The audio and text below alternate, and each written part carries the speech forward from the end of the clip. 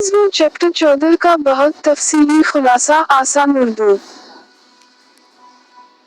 Chapter 14 carry ISRO का एक बहुत जज्बाती और अहम बाब है। इस बाब में खौफ, गुस्सा, उदासी, गलतफहमी, मेहरबानी, पछतावा और हैरत सब कुछ दिखाया गया है। इस बाब में कैरी की मिस्टर एवंस के बारे में सोच मुकम्मल तौर पर बदल जाती है। शुरू में वो समझती है कि मिस्टर एवंस एक जालिम और बेईमान आदमी है, लेकिन बाद में उसे सच्चाई का पता चलता है और वो समझती है कि इसने मिस्टर एवंस के बारे में गलत फैसला किया था। बाब के आखिर में रूड एस बॉटम में खौफनाक आग लग जाती है जो कैरी को अंदर से हिलाकर रख देती है। मिस्टर एवंस के घर आने से पहले खौफ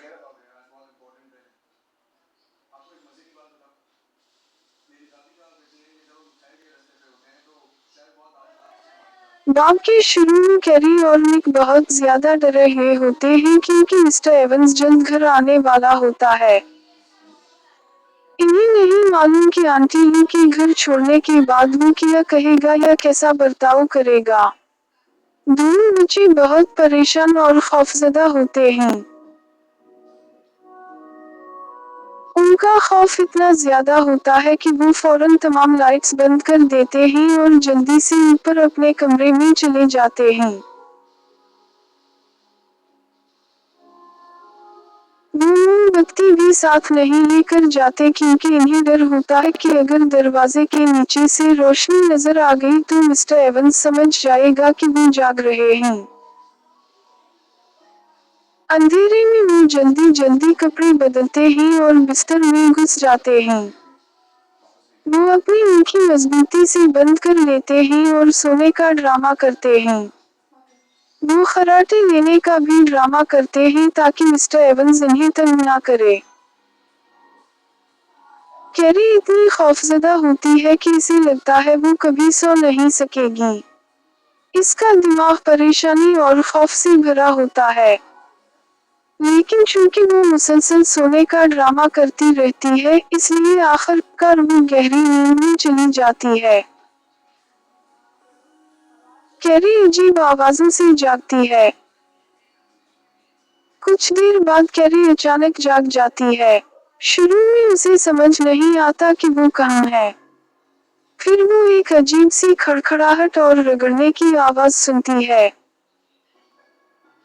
पहले इसे लगता है जैसे दीवार के पीछे चूहे भाग रहे हों। लेकिन जल्द ही उसे एहसास होता है कि ये चूहे नहीं हैं। ये मिस्टर एवंस है जो नीचे बैठकर आग को खरीद रहा है। ये आवाज चमनी के रास्ते ऊपर इसके कमरे तक आ रही होती है। बिस्तर पर लेटे लेटे कैरी दोबारा खौफ महसूस करती है। वो मिस्टर एवंस को अपने जहन में गुस्से से आग खरीदते हुए तस्वीर करती है, जैसे वो अपनी बहन की जाने की सजा आग को दे रहा हो। कैरी का खौफ गुस्से में बदल जाता है। आहिस्ता आहिस्ता कैरी का खौफ गुस्से में बदलने लगता है। वो मिस्टर एवंस के बारे में वो सब बुरी बातें याद करने लगती है जिन पर वो यकीन करती थी। वो सोचती है, मिस्टर एवंस ने उसे चोरी की हुई अंगूठी दी। इसने मिस्टर जॉनी का सुकून छीन लिया। इसने हेक्सबी की खुशी बर्बाद की। इसने वसीयत चुराई। जितना ज्यादा वो ये सब सोचती है, इतना ही ज्यादा गुस्सा इसके अंदर बढ़ता जाता है। इसे दुख होता है क्योंकि पहले उसे मिस्टर एवंस पर तरस आया था, लेकिन अब उसे लगता है कि इसने उसे धोखा दिया है।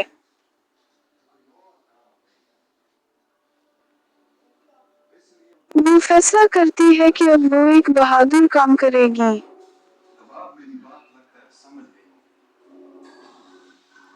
इसे एल्बर्ट की बात याद आती है जिसने कहा था कि वो बहादुर है। अब वो ये साबित करना चाहती है। वो तय करती है कि फौरन नीचे जाकर मिस्टर एवंस के मुंह पर अंगूठी वापस फेंक देगी। कैरी गुस्से में नीचे भागती है। गुस्से से भरी हुई कैरी बिस्तर से छलांग लगाकर उठती है और तेजी से कमरे से बाहर निकलती है। वो जोर जोर से कदम मारती हुई सीढ़ियों उतरती है। वो ये भी चाहती है कि इसके पाँव में भारी बूट होते ताकि ज्यादा शोर होता और मिस्टर एवंस का कालीन खराब हो जाता। इसका गुस्सा इतना शदीद होता है जैसे कोई तेज हवा उसे आगे धकेल रही हो।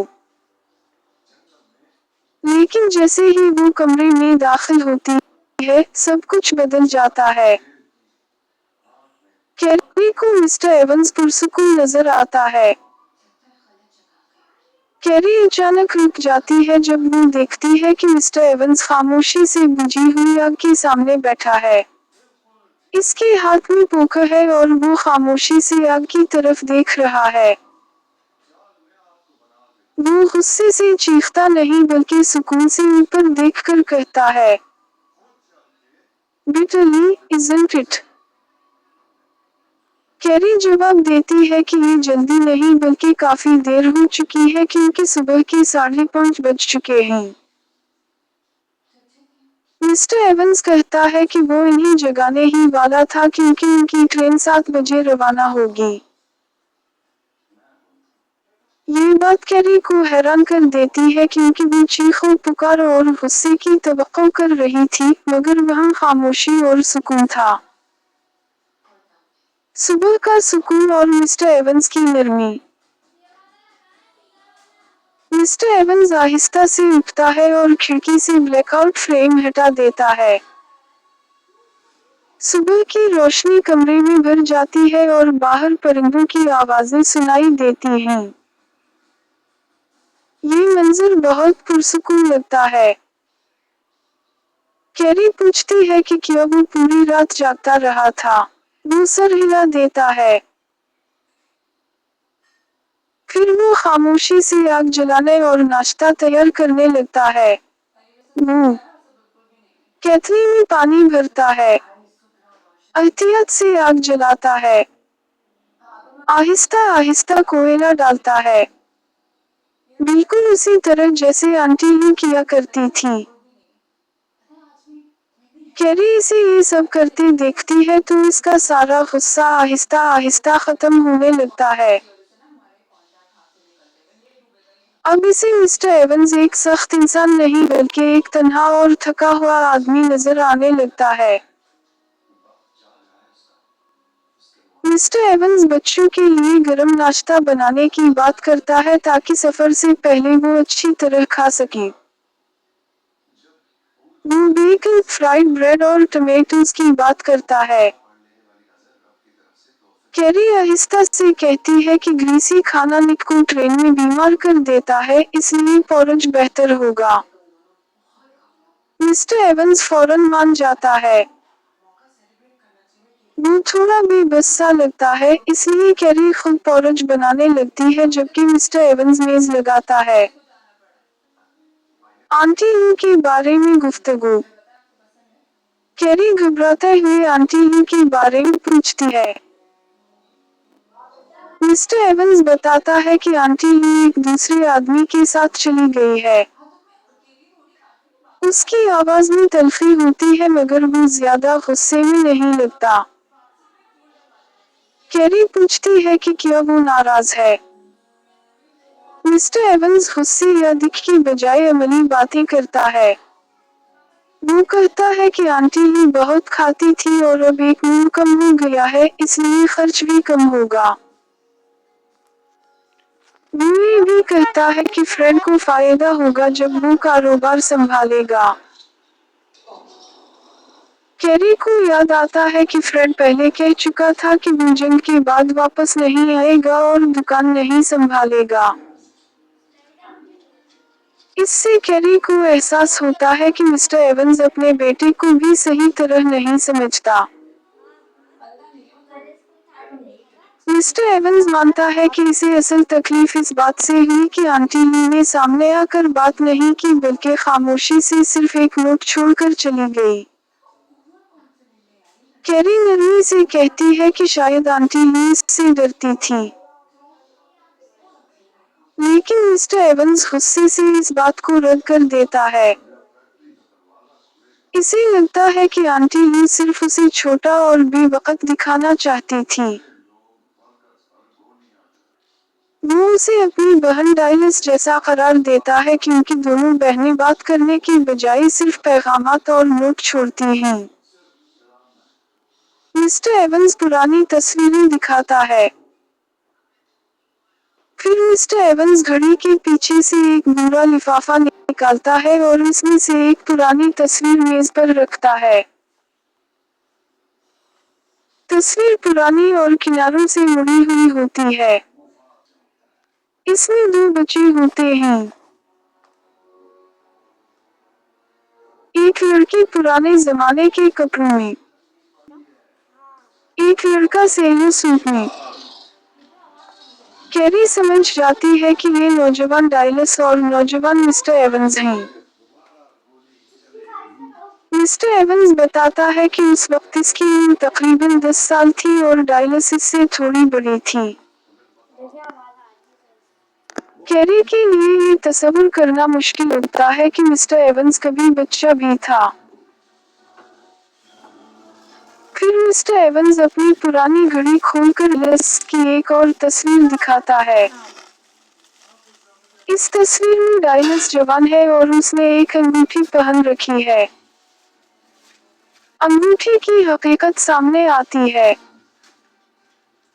मिस्टर एवंस इस अंगूठी की तरफ इशारा करके बताता है कि यही वो अंगूठी है जो अब कैरी के पास है। वो बताता है, इसने ये अंगूठी अपनी पहली कमाई से डाइलस के लिए खरीदी थी। बाद में डाइलस ने वो अंगूठी वापस कर दी। अंगूठी तस्वीर के साथ मिली थी। फिर इसने वो अंगूठी कैरी को दे दी। ये सुनकर कैरी हैरान रह जाती है। उसी लम्हे उसे एक बहुत अहम सच्चाई का एहसास होता है। मिस्टर एवंस ने अंगूठी नहीं चुराई थी। वो चोर नहीं था। कैरी को एहसास होता है कि इसने मिस्टर एवंस के बारे में गलत सोचा था। कैरी को सुकून और शर्मिंदगी महसूस होती है। कैरी को बहुत सुकून और खुशी महसूस होती है कि मिस्टर एवंस हकीकत में बुरा इंसान नहीं है। वो नरमी से कहती है कि शायद डाइलस ने अंगूठी और तस्वीर वापस इसलिए भेजी क्योंकि वो अब भी मिस्टर एवंस को याद करती थी। लेकिन मिस्टर एवंस उदासी से कहता है कि इसे ये सब एक बेइज्जती जैसा महसूस हुआ। अब कैरी इसके अंदर छुपी तन्हाई और दुख को महसूस करने लगती है। स्टेशन पर अलविदा। मिस्टर एवंस कैरी और निक को स्टेशन ले जाता है और इन्हें ट्रेन में बैठाता है। वो कहता है कि अब इसके रुकने का कोई फायदा नहीं।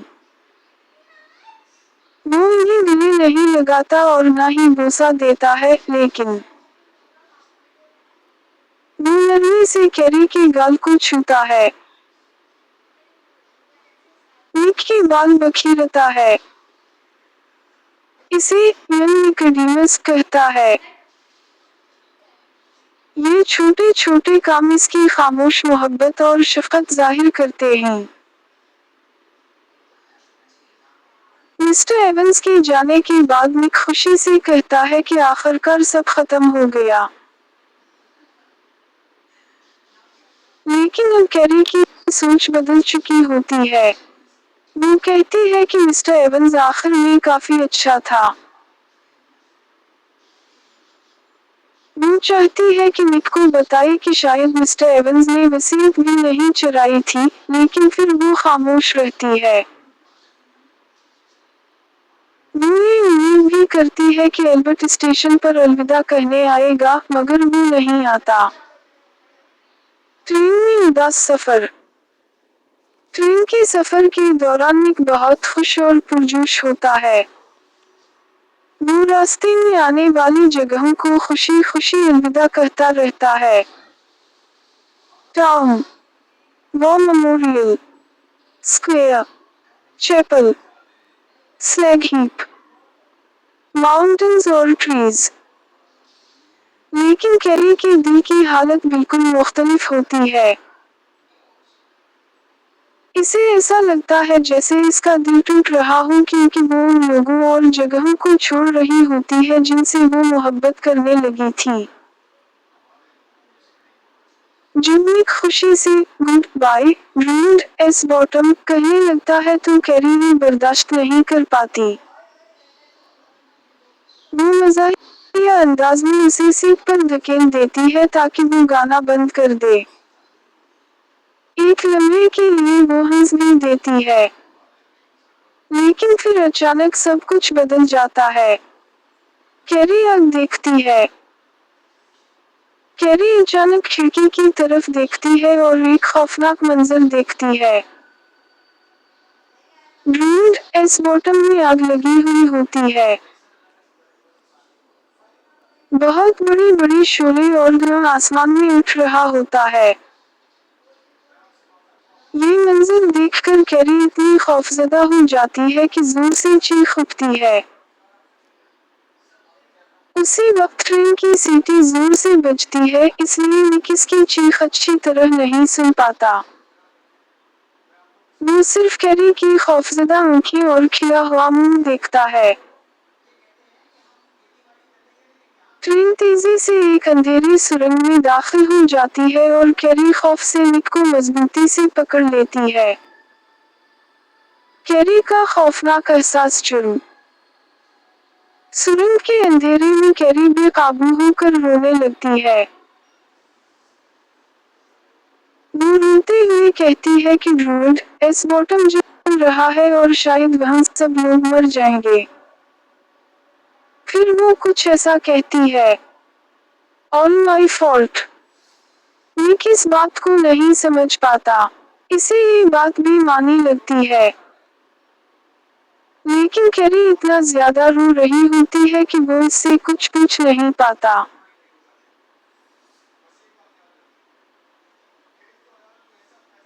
निक खुद भी खौफजदा और बेबस महसूस करता है क्योंकि इसने कभी कैरी को इस तरह रोते नहीं देखा था। आग के बाद खामोशी। कुछ देर बाद कैरी रोना बंद कर देती है, लेकिन निक इतना डर चुका होता है कि वो इससे आग के बारे में कुछ पूछने की हिम्मत नहीं करता। इस दिन के बाद कैरी कभी ड्रूड एस बॉटम का जिक्र नहीं करती। वो निक से भी इस बारे में बात नहीं करती। अपनी मुंह को भी कुछ नहीं बताती। निक भी खामोश रहता है क्योंकि कैरी का इस तरह टूटकर रोना उसे बहुत डरा देता है। बाब का इख्तिताम उदासी, खामोशी, राज और कैरी के दिल में छपे एहसास जुर्म के साथ होता है। MCQS के लिए अहम निकात। शुरू में कैरी और निक मिस्टर एवंस से डरते हैं। कैरी समझती है कि मिस्टर एवंस चोर है।